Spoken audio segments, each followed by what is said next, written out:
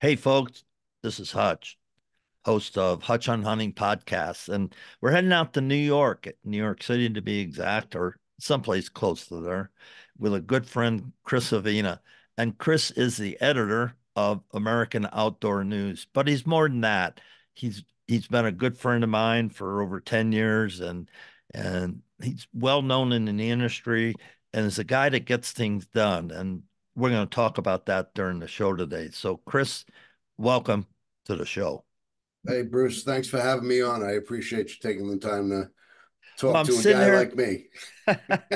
I'm sitting here looking at one of your covers, and it's Bo Jackson, and I think everybody knows Bo Jackson.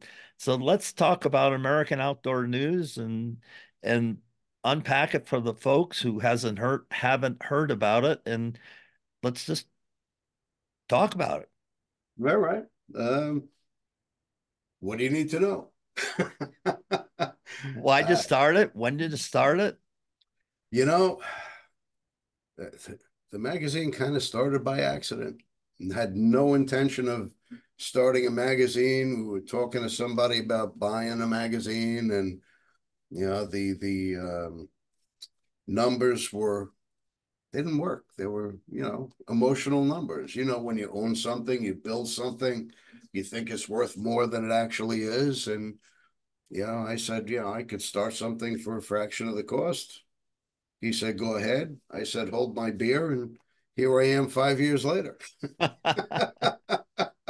What's you your know, what's your readership? oh, right now we're up around 90 plus thousand. Um, but when I first started the magazine, I knew nothing about publishing, nothing about editing. I literally felt my way through this like a blind man. Every mistake that you could have made, I made. Um, and you just kind of pick yourself up by the bootstraps and learn as you go. And I think we turned into a pretty good publication. Now, is it quarterly, monthly, We're by semi-annually? we started out quarterly. And then as we kept going, there was more of a demand for it. People wanted to see it more often, so I made it a bi-monthly a couple of years ago, and it's been exciting. It takes more work, more time, um, the deadlines are a little more on point. When you're quarterly, you have a little more time, a little more leeway. But bi-monthly or monthly, you really gotta, you know, you gotta adhere to a schedule. Now, how do you get a guy like Bo Jackson, to sit down and do some content with you? I actually called him up. I went to his website and I shot him an email. He had one of his guys call me a couple days later. We went back and forth on content and list of dates. Originally, I was going to do it through Zoom because it was really at the beginning of yeah, it was just at the beginning of COVID, and I ended up flying to Chicago. I picked up a cameraman in Chicago, locally, and the cameraman came with me and filmed everything, got everything set up. He edited the whole episode for me, and um, it turned out when you're talking hunting, Bo Jackson is not Bo Jackson. He's just a guy that loves what we do, and he's fanatical. I mean, he is really obsessive with the outdoors. He's an avid fisherman. He fishes the rivers and the lakes in Illinois. Avid hunter since he was a kid. He's always in a deer stand or pop up blind, and you could sit and talk hunting with the guy forever. He's just a regular guy when it comes to that. And I'll tell you something. When he walked into the room, I was like, wow. I never realized just how big Bo Jackson was. I mean, he is a monster. And he could move. I mean, he Oh was yeah, fast. he was at one point the fastest man in the NFL. He ran like a 4.240, and that is literally unheard of. Isn't that great? And you know, in my discussions, my podcast, and off, you know, offline discussions with people, um, sitting around a campfire, wherever you're fishing, you're in a fish camp, duck camp, hunting camp, doesn't really matter. But when you're sitting around just talking, we're all just one and the same. And that's what I love about hunting and fishing, because the titles go out the window, the zeros go out the window, and we're just Yep. there hanging out with guys that have similar interests, that just want to talk about hunting and their experience, and then after a while life lessons start to come out, and it's Mm-hmm. really neat because there's no, everything in the news today, people are talking about this and that. There isn't any of that. It's you're sitting around a campfire You're or on potbelly stove, and we're all equal. you're on a level playing field. I mean, here I'm sitting down with a bona fide legend. His athletic ability is legendary. Uh, Running up the back wall, trying to make a play, or running over people in the on the gridiron. I mean, guy's a legend. And here he is talking hunting with a regular guy like me, and it's just like you said, we're on a level playing field. Yeah, it's a wonderful community, and folks, don't minimize that when you're talking to people, when you're hanging out, when you're building your own memories and tradition. This is part of what makes hunting and fishing, I'll just say the outdoors, unique in our country. Yeah, it's the magazine has afforded me a lot of opportunity, and you see behind me, Bo Jackson, Janawala. I have Ted Nugent over there, who I know you've interviewed as well. Travis Tritt, a legend in country music. Um, yeah, Travis was a trip, you know, talking about hunting and a lot of different topics. And I said, Travis, I said, I need some pictures for the cover. He's like, oh, okay. As soon as we hang up, I'll go outside with my wife. She'll take some pictures for me. There's, So there you go. just a regular dude. And, you know, listeners, Chris is really humble. I've known him well enough, and he's just a humble guy. He works really hard. He's in the gym. He's doing a lot of neat things. You can see he ramrods the sportsman dinner there in New York. Uh, and talking about the sportsman dinner, where's all the money go from that? What do you do Uh, with those funds? the All American Sportsman's Dinner that I host with my partner, Chef Faz, that is purely a business opportunity. Um, we have invited Hunt of a Lifetime down to the dinner as well, and they've raised funds at the dinner. But for me, it's business. Guys have a great time. They have a great meal, 5-course dinner, wild game. Um, but they have the opportunity to win firearms, crossbows, flamethrowers, hunting gear, pop-up blinds, duck decoys, anything you could possibly imagine. Everybody leaves there happy. Yeah, they have they sit down with a couple hundred like-minded individuals who love hunting and the outdoors. They get to talk to each other, network with each other, and really have a good time. I have never had somebody leave and say, "Man, I was disappointed." Now, do you have a Everybody, featured speaker? no, no, it's nothing like that. It's just regular guys having a good time. So you're just hanging out and making an opportunity for people to get together. Well, it's at a country club.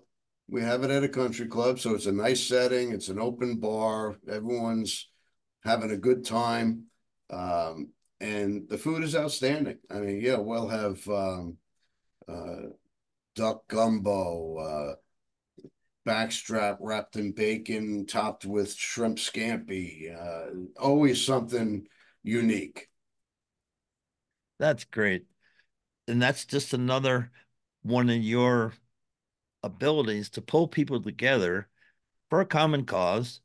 Um, in this case, it's a business deal, but people are getting together and, like you said, networking and meeting some people they wouldn't otherwise, meet. Well, we do. I'm actually on the board of the Dallas Safari Club Northeast chapter. We do have our chapter banquet coming up March 9th in Mystic, Connecticut, which is also another great event. Um, we're raffling off a lot of gear. We're auctioning off hunts from all over the world. So you have the opportunity to really win a hunt of a lifetime at very affordable prices. And talk about Safari Club, that's a good segue. You were down and at the Dallas Safari Club, and you made the first Lifetime Achievement Award presented by American Outdoor News to Mm-hmm. Larry Weishuhn, a good friend of both of ours. So why don't you tell the listeners about Larry and about why you chose him? Well, I was thinking about doing something for a long time, giving something back to the industry. And it was well over a year that I was trying to put something together, some type of award. And we do some writer awards and things of that nature for the magazine for the people who, are writers and contributors to the publication. But I wanted to do something more. Um, so we came up with the Lifetime Achievement Award, and I really wanted something unique, something that would stand out, because the Lifetime Achievement Award, people don't need another plaque or another glass sculpture. It's uh, they're winning a Lifetime Achievement Award. They've been awarded a million of them. So what we came up with was a heavyweight championship belt. Like you see like Mike Tyson used to have tossed over his shoulder like so many times. And we designed something that was pretty unique. It did have the American Outdoor News logo on it, and it had Larry Weishuhn's name on it, as well as Lifetime Achievement Award. It had Mr. Whitetail and his conservation efforts and things of that nature on it. Um, why did I choose Larry? There is nobody that I know in this industry that has not only lived the outdoor lifestyle, it's a part of his identity. The man is always giving back, whether he's taking out a first time hunter or mentoring somebody, or there's thousands of people that he's mentored over the years that I didn't even know about through his multimedia, his podcasts, his TV shows, his books, his articles. The man is always giving. He's always on the road. Um, I get tired just watching what he does. Um, he's a true champion of the outdoors, and like any other champion, you deserve a championship belt. So that's how we came up with it. That's great. And and we, Larry is just, and I'll just echo what Chris said. He's a unique individual. You sit and talk with him or talk to him on the phone, and he has time for you. Yeah, he's a busy man. There's no question about it. But he's a gentleman, and he knows hunting, especially whitetail hunting, um, as well as anybody in America, in North America. And there's nobody that I like being around talking whitetails than Larry. And well, he's going to be on the show in a few weeks. He had to get out of show season, blah, and all that. but he'll be back on the show. I had him when I had my other podcast, and thank you for doing that. Thank you for uh, spotlighting Larry. He does have a lot of plaques on the wall. He does have a lot of awards, but it's just nice to be recognized for what you've done while you're still doing it, Well, Larry is also on the board of the Dallas Safari Club Foundation. right? So there was really not another appropriate place to do it than at the Dallas Safari Club convention. And it went over really well. And Larry asked me if I would do it at the convention again next year. So I really have to sit down and figure out who's going to get this award next year. Well, that's a tough job because there's a lot of people to choose from, um, but you'll figure it out. Well, there's a lot of accomplished outdoorsmen out there that really do enjoy what we do, our lifestyle, and really um, do what they can to uh, preserve it for generations to come. So let's talk about your personal hunting. How much hunting do you get to do doing the things you do and running your magazine and your podcast? Well, this year I really didn't do a lot of hunting. I guided quite a bit at a friend's ranch in Pennsylvania, and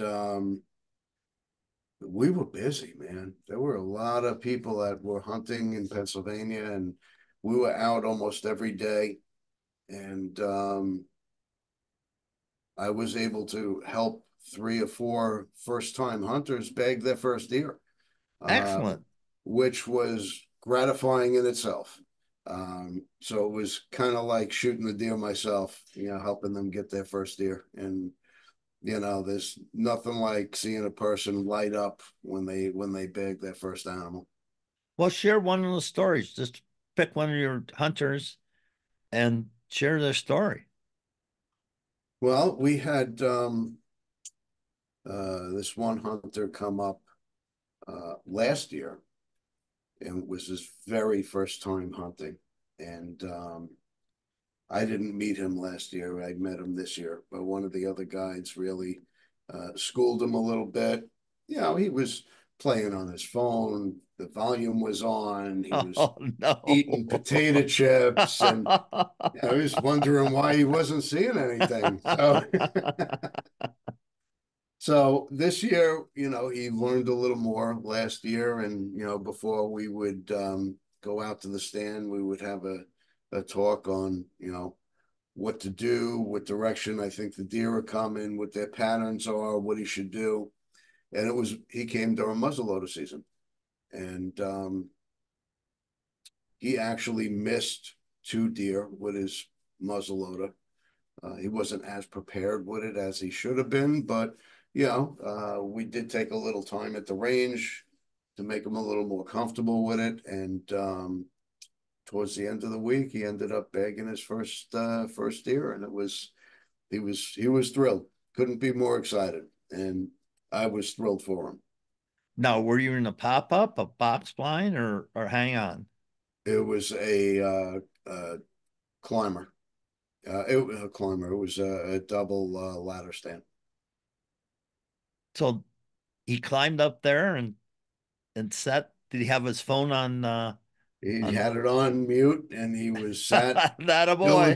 diligently, and three times the charm. He did, like I said, he missed two deer, and we moved to a new location, and he took his time, and he took care of business. That's great. Now, did you let him clean the deer himself or not? No, I did field dress it for him, but I did, show him step by step what I was doing, why I was doing it, and he's on his own from here on in. Excellent. Excellent. When you do your interviews with people, in the outdoor industry, what type of questions are you asking the people to get the right content for your magazine? Well, that's interesting. I like to research who I'm interviewing. I like to come up with an obscure question throughout the Interesting. course of the interview, like Joe Mantegna, Hollywood star. He's been involved with firearms since he was young. He grew up shooting guns. He grew up in Chicago. His grandfather had a farm that they would go to. Um, Acting was not Joe's first passion. He had other avenues that he was going down, but yeah, Joe has a show on the History Channel, Gun Stories, and we talked about different guns. We talked about how they um, picked the gun for the episode. What's the most unique gun that he's ever seen? And then we talked about something that was little known. Joe was a musician and he toured with a band. His band was called, I believe it was the Apocalyptos, but the band that he toured with eventually became Chicago. No. Yeah. Wow. So I dug that out of the archives and he was more than happy to talk about it. Joe is a really cool guy, and he's got some stories. Well, yeah, and that's what you need for, when you're building content. You want interesting people to share interesting stories so your readers go, wow, I want more, to create that interest. So every time you post something, people are going to say, yeah, I can't wait till next issue's up. Yeah, and Travis Tritt he's Southern boy. He grew up hunting. He lived in the outdoors, hunted in the outdoors, became a big upland game hunter. Um, Travis owned a haunted house. A haunted house? He owned a haunted house. He ended up selling it, but yeah, he claims the house was haunted. So All right. I don't know what to say about that, but you could always go to the website and check out the Travis Tritt edition and read the whole interview. all right. Hey, saying about, going to the website, if somebody wants to subscribe to American Outdoor News, how does they do that? How do they do that? You just go to AmericanOutdoorNews.com and to subscribe, you just submit your email um, and you're able to access all past editions of the magazine. You could access all the podcasts, any upcoming events or contests that we're running. You can get involved with those, which we're not doing at this time, but something soon to come. And there's always something happening in American outdoor news that you want to be a part of. And it's free. Yeah, Yeah, it's free, folks. yes, it's a free publication. And advertisers, okay, pay for it and they buy space or spots, whatever. You But know, I've been very fortunate to have the group of advertisers that I have. People have been with me from the beginning. Uh, Companies like Underwood Ammo or even Hunt of a Lifetime behind me. Companies that we've grown together. Some emerging companies. I love working with emerging companies because sooner or later they're going to be mainstream like Underwood, and we have strong working relationships. We're not bound to contracts. They need something, call me. If it's within my means, I get it done. that's great. How many advertisers do you have on each issue, I don't know. approximately? I don't know. At least a dozen in each issue. Okay. And then there's, partnerships that I have with Dallas Safari Club or um, Alpha Wildlife, National African American Gun Association. that we work together, we help each other. That's great. So, folks, it takes work to do what Chris is doing, but he's built relationships in the outdoor industry since 10, 15 years since he's been in it.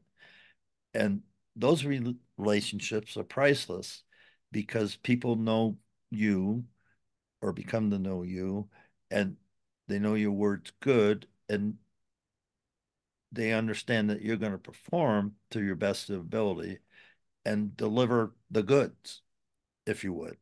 Well, it's a small industry, Bruce. And Right. you know what? Your reputation is so important because once you get a bad name, it rolls around pretty quick. And Yeah. my name and my reputation is very important to me. And you do well with that because I know you just came back, well, a couple of weeks ago from the SHOT Show. If somebody has never been to the SHOT Show, what would you tell them why they First, should go? well, if you are in the industry, um, your media, you have a website or a product that you're looking to get out there. Uh, SHOT Show is definitely the biggest industry show to go to. I would say wear a comfortable pair of shoes or sneakers. I walked literally this show over 42 miles. And how many days? Um, Tuesday to Friday. Wow. It's the show gets bigger every year. This was one of the best shows that I've attended. Um, they're including archery in the show now, but there's hunting gear, shooting gear, outdoor gear. This is where all the manufacturers debut their product line. Um, and it's work. It is work. You're not there to play. You're there to work, and it's a full day's work. Constantly moving, talking to people, networking, um, meeting new advertisers, speaking to existing advertisers. And I get a lot of my content there too. Um, uh, Louis Tuminaro from Gunfather Restoration, who's on the cover now. I did the interview during SHOT Show. My upcoming April cover, Tim Wells, I did that interview during SHOT Show. So there's always something to do. And when you think about that, so I've got a product. X, I have our product. What do I have to budget to go to the SHOT Show? What do you think a fair budget would be? If somebody Well, out listeners, he's got a product and says, "Hey, I need to get it to SHOT Show." well, if you're going to get a booth at SHOT Show to try and sell your product to distributors, your booth is going to cost you upwards of $10,000. If you're going as media, well, there's still airfare. Your hotel's going to cost a couple grand. You want to go out to eat. You want to take clients out to eat, potential clients, whatever it may be. It's going to cost you a few dollars, but it's money well spent. And if you're trying to break into the industry, as people are innovating all the time, things are changing. What's the best way to line up interviews? I know you set up a lot of interviews before you even go there. I do. It took me a while to be able to do that. It's a lot of networking.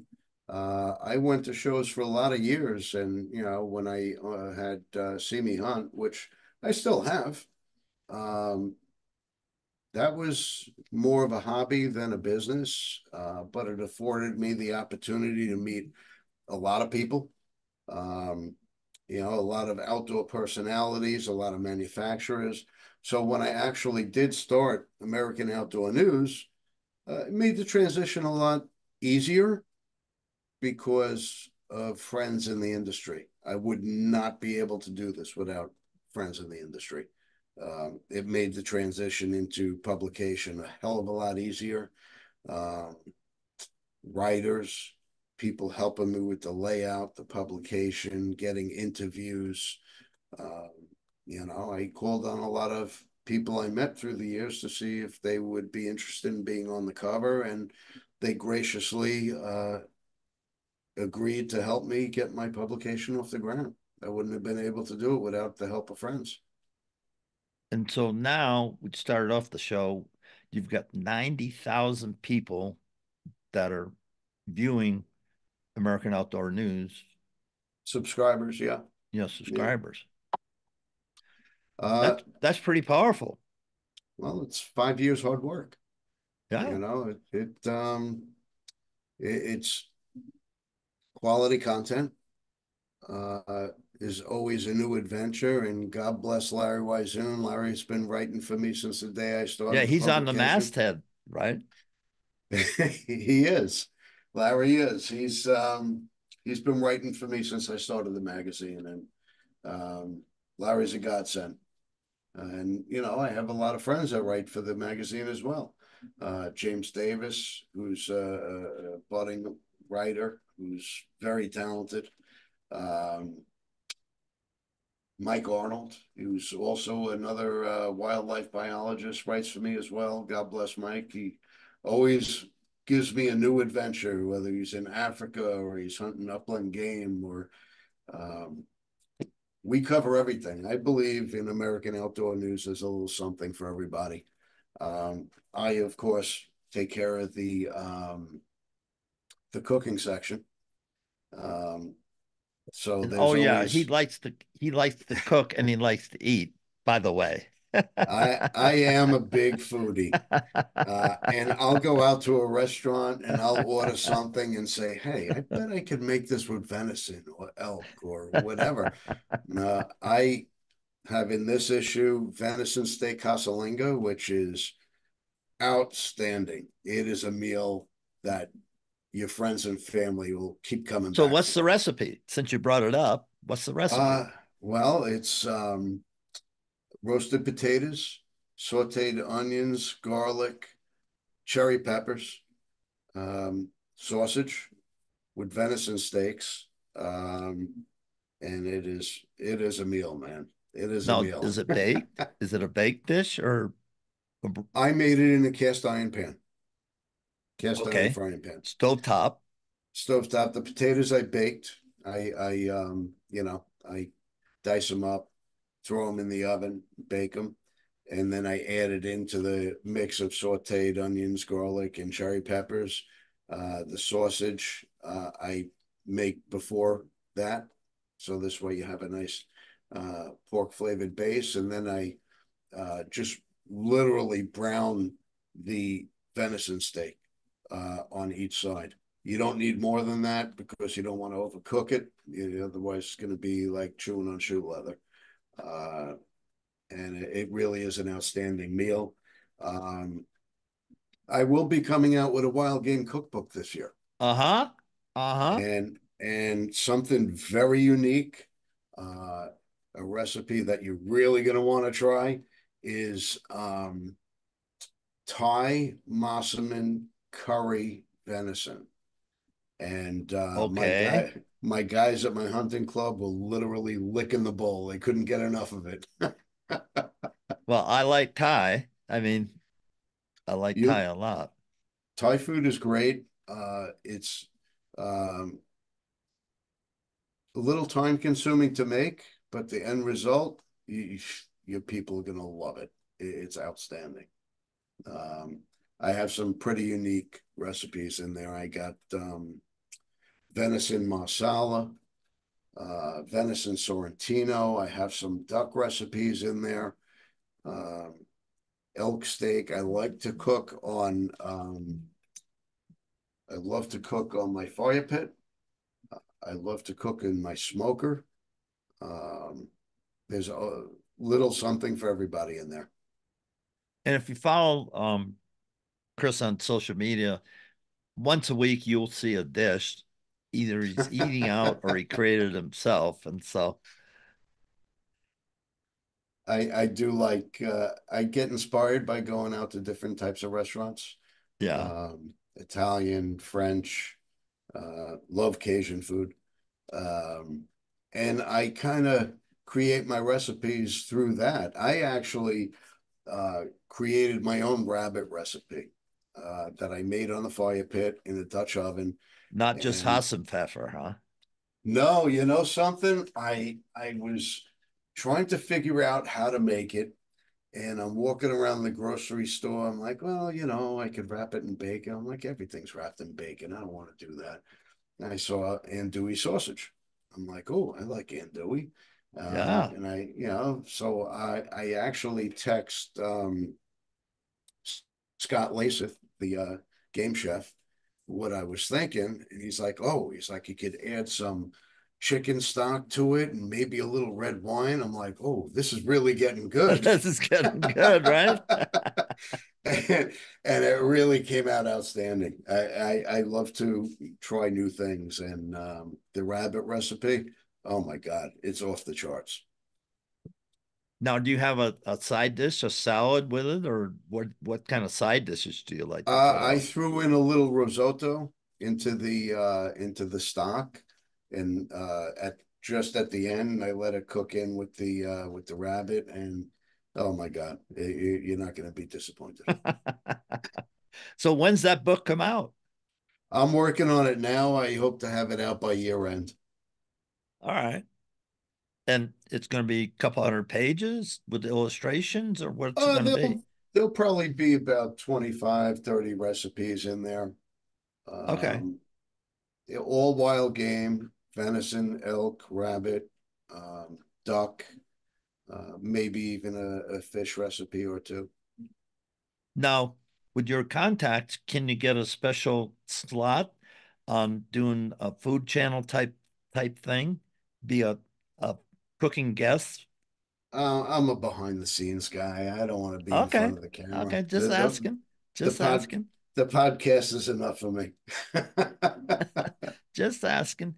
Because you got a great personality. Um, you're easy to listen to, and you get passionate about what you're cooking. If anybody just listened to the last 5 minutes ago, man, this guy is into cooking. Yeah, he's into hunting, and he's in his magazine and stuff, but he's got la joie vie, you know, the joy of life. Yeah, And you I do. love to You I have love that. to I love to cook. I love adventure.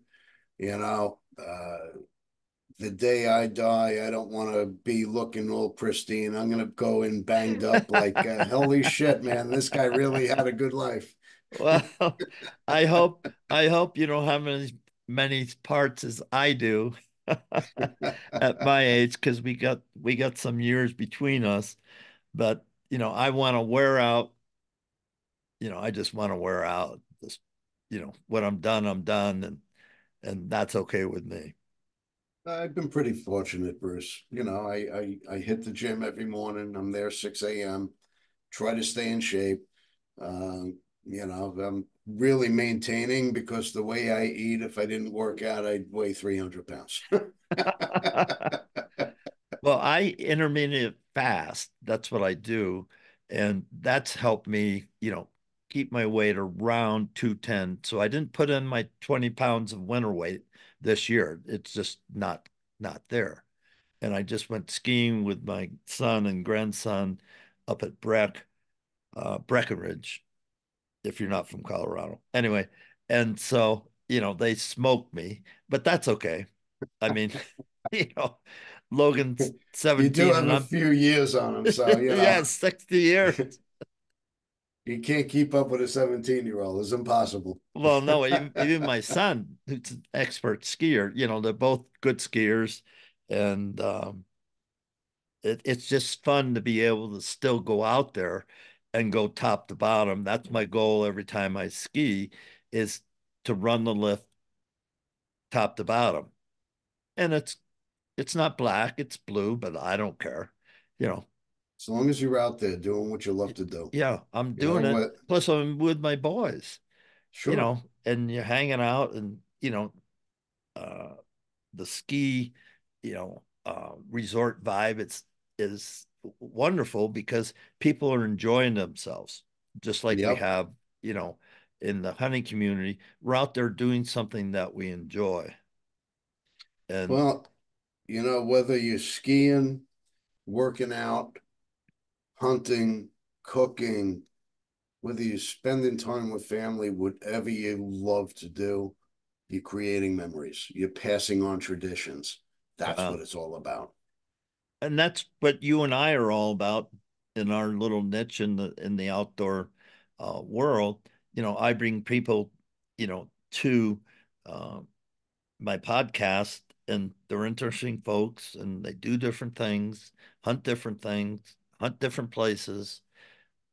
But like we said, half an hour ago, once we get around the campfire or playing poker on the kitchen table, the wooden table in the cabin, we're all the same.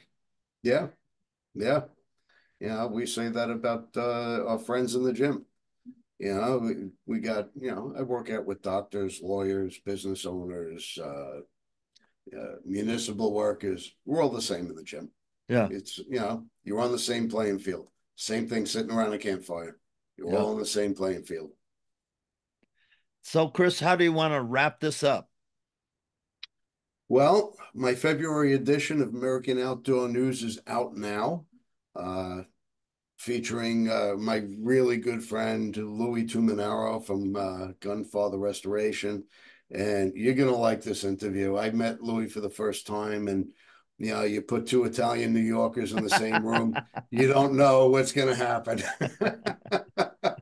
So, yeah, you could go to AmericanOutdoorNews.com, check it out.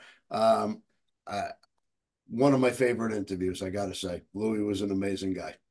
Well, that's great. And it's just been a privilege to have you on the show this morning, Chris. And, we'll do it again someplace down the road. Probably when you get your book ready for launching, we'll do a launch on that. And one thing I'd like to share on this podcast is that here in Colorado, Proposition 91 is possibly going to be on the ballot. And what is Proposition 91? It's the ban of hunting mountain lions, bobcats, and lynx. Folks, you can't hunt lynx right now in Colorado. It's a protected species. Mm-hmm. There are lynx. They've been here since the late 90s. I've never seen a lynx. I've never seen a lynx track. And but I don't know why they put that in the bill, but there's radical people that do not want hunting to exist in North America, not just the United States, in North America.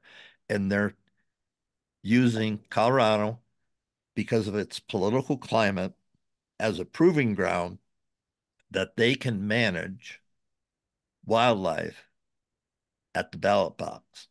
And what I'm talking about is the North Mm-hmm. American model of wildlife conservation. That is science, folks, not emotion. Not having people along the front range of Colorado saying, oh, they shouldn't kill mountain lions. They're nice. Duh.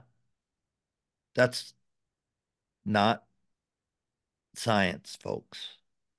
It's funny you say that, Bruce, and I appreciate you relaying that message. But across the country, they're trying to chip away at our outdoor lifestyle and take away our right to hunt. Um, there's always something coming up. Email your local congressman. You need to take action if you want to preserve our way of life, um, for your kids, for your grandkids, for their kids after that. You need to take action today because they're going to chip away at it a little at a time. You can't hunt this animal. You can't hunt this way. You can't hunt this area. And before you know it, our way of life is gone. So take action.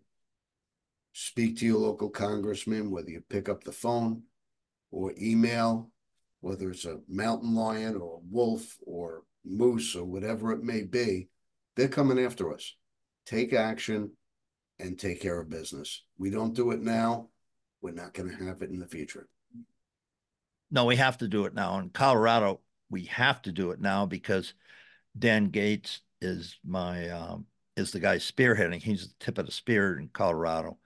And Save the Hunt Colorado.com. Go there and you can read the bill. And the bill says mountain lions, bobcats, and lynx. But if you change a couple of words, if this bill passes, they just have to change a couple of words and say elk, Mm-hmm. deer, Yep. Yep. and antelope. And it's the same exact same bill, same verbiage, and they'll just run it again because unfortunately people are not knowledgeable. They don't do any research, and it's an emotional narrative that they're preying on. The radical people, anti-hunters, are preying on the emotion. And within 10 years, the discussion is here in Colorado, within 10 years, our 200,000 elk are going to be less. Up in the Yeah. flat tops, where there's 24,000 elk, it's going to be less. And with That, less elk, there's less tags. So at some point in time, Colorado Parks and Wildlife will not be selling anti tags at all. Period. our hunting conservation model works. It's brought back plenty of species in a number of areas in the country. We support it. We pay for it ourselves We fund through it. the Pittman-Robertson Act. Every license, every round of ammunition, every firearm purchased, we put a self-imposed tax to pay for this, to Right. pay for our way of life.